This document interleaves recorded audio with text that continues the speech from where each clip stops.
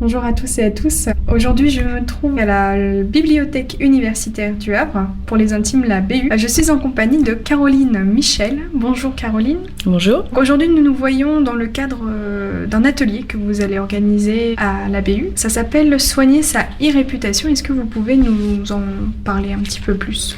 Oui, donc l'atelier Soigner sa e-réputation, comme tous nos ateliers, en fait, c'est gratuit et ouvert à tous.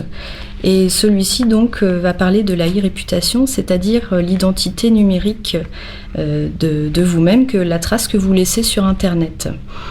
Dans cet atelier, on va donc vous rappeler ce que c'est que l'e-réputation, vous expliquer en fait que c'est très important d'y veiller, parce que c'est quand même un enjeu pour l'insertion professionnelle, par exemple. Il est très courant que des recruteurs fassent des recherches sur les candidats avant de les embaucher ou avant même de leur proposer un entretien. Dans cet atelier, par exemple, on vous fera rechercher votre propre nom sur Google pour voir un peu ce qu'il en ressort et se mettre à la place d'un recruteur potentiel. Mais l'e-réputation, ça peut concerner aussi des personnes donc déjà salariées en entreprise et qui doivent veiller à l'e-réputation de leur entreprise. Parce que l'entreprise elle-même a sa e-réputation sur la trace qu'elle laisse sur Internet. Il peut y avoir des bad buzz, des choses comme ça qui se produisent, donc c'est assez important d'y veiller. Et puis dans cet atelier, on vous donnera aussi des petites astuces et des sites qui vous permettent d'analyser votre présence sur le web. Je pense par exemple, quand on a un compte Twitter, il y a la possibilité de voir les statistiques de ses tweets par exemple. Pour l'atelier de Soigner sa e-réputation, est-ce que vous allez revenir sur la législation par rapport au numérique, parce que tout ça c'est nouveau. Oui, ma collègue qui animera cet atelier explique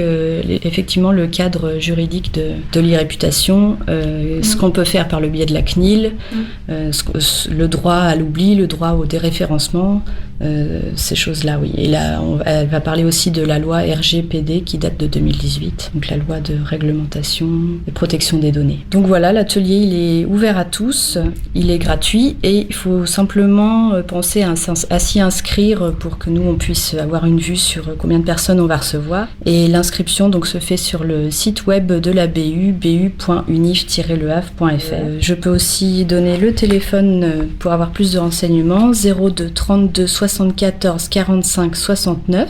Et puis vous pouvez aussi voir le programme de nos ateliers donc à la fois sur notre site web et à la fois sur notre page Facebook ou sur notre compte Twitter. On relaie aussi les événements de ce type. La bibliothèque universitaire propose aussi des activités tout le long du semestre. Est-ce que vous pouvez nous les présenter ? Oui, alors donc nos ateliers ils ne sont pas juste réservés aux étudiants de l'université, tout le monde peut y venir. Notre programme, donc vous pouvez le retrouver sur notre site web ou vous abonner à notre Facebook ou à notre Twitter pour pouvoir recevoir les infos au fur et à mesure. On a un programme d'ateliers chaque semestre qui sont sur le temps du midi, les mardis midi et jeudi midi. Et les incontournables, donc ça va être l'atelier Faire son CV, l'atelier Faire sa lettre de motivation, qui ont lieu dans la BU, mais qui sont en fait animés par des conseillères d'orientation et d'insertion du service de l'université qui s'appelle le SUIO, Service universitaire d'insertion et d'orientation. Ces conseillères viennent animer les ateliers chez nous. Tous nos ateliers en fait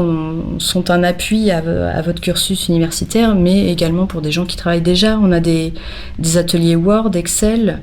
On a un atelier GIMP pour faire un peu de retouche d'image. On a un atelier PowerPoint, on a un atelier Prezi qui est un logiciel de présentation alternatif à PowerPoint pour changer un peu. Donc voilà, il y a des choses à découvrir et je vous invite à regarder le programme, comme ça vous verrez peut-être quelque chose qui va vous concerner. Surtout quand on a un site internet, quand on est peut-être auto-entrepreneur. Oui, également, il peut y avoir des compétences qui nous manquent, que la BU peut vous aider à combler. Oui. Et c'est gratuit, c'est très intéressant. Oui.